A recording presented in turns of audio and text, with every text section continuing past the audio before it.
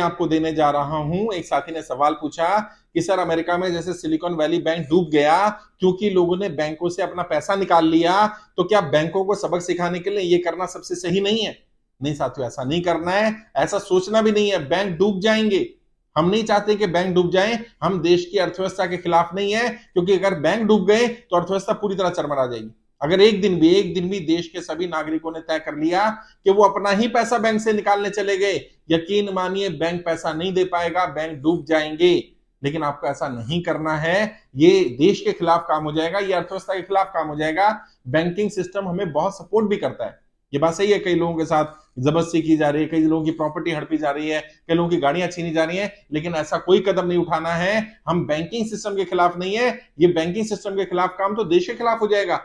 मान लीजिए आपने सारा पैसा निकाल लिया सिलिकॉन वैली बैंक में, क्या हुआ अमेरिका में?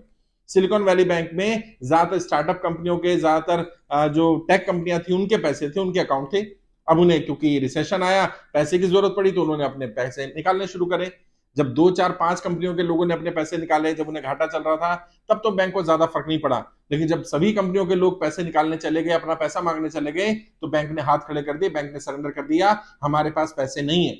और सच्चाई यही होती है, आपने जो पैसा बैंक में रखा हुआ है, बैंक केवल आपको एक नंबर देता है कि आपके अकाउंट में इतने पैसे हैं। वो पैसा बैंक रखता नहीं है, बैंक उस पैसे को इन्वेस्ट करके रखता है, शेयर मार्केट में लगाता है। अलग अलग कंपनियों के अदानी के शेयर खरीदने होते हैं, वहां भी पैसा लगाना पड़ता है, और भी जगह इन्वेस्टमेंट करनी पड़ती है, पैसा वहां लगाया जाता है।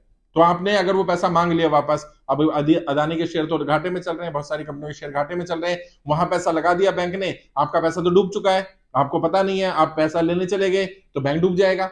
इसलिए लोग ऐसे ना करें, ऐसा करना नुकसानदायक रहेगा इकोनॉमी के लिए।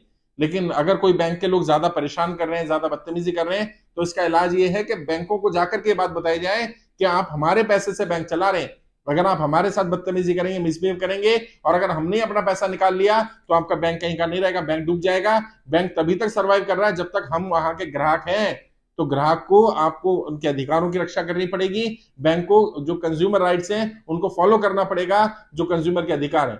किसी की भी प्रॉपर्टी लीगल तरीके से बेची जा रही है, किसी गाड़ी उठाई जा रही है, ये ठीक नहीं है। जो आपने रिकवरी एजेंटों को जिम्मेदारी दी हुई है, रिकवरी एजेंट कौन है? ज्यादातर दलालों का हमने रिकवरी एजेंट रखा हुआ है। वो प्रॉपर्टी का नोटिस आने से पहले, एक किस्त बाउंस होते ही डीलरों को भेजना शुरू कर देते हैं कि ये प्रॉपर्टी बिकने वाली है, बैंक में जब्ती की हुई है, और उसमें लिखवाते हैं कि ये प्रॉपर्टी बैंक में गिरवी रखी हुई है।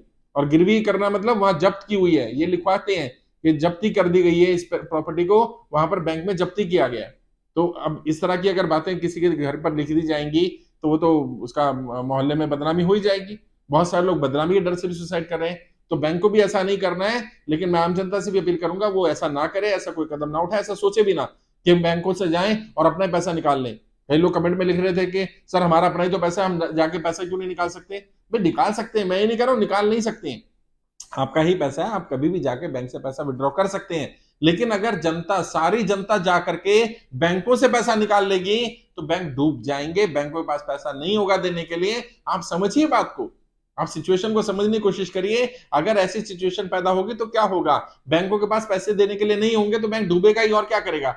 बैंक अपनी प्रॉपर्टी थोड़ी बेच लेगा और सारे ग्राहक चले जाएं। अगर एक दिन के लिए भी, सिर्फ एक दिन के लिए भी आप सबने अपना पैसा बैंक से निकाल लिया, कोई सा भी बैंक हो, चाहे कितना बड़ा बैंक अपने आप को समझता हो, चाहे वो प्राइवेट बैंक हो, एनबीएफसी हो, या किसी कोई प्राइवेट बैंक चल रहा हो, सरकारी बैंक चल रहा हो, बैंक के पास आपके पैसे नहीं है देने के लिए, इस बात को स्वीकार कर लीजिए। इसलिए बैंक नहीं जाना है अपने पैसे निकालने के लिए, और एक साथ तो सबको नहीं जाना है, वरना जो अमेरिका का हश्र हुआ वैसा ही होगा, बैंक डूब जाएगा।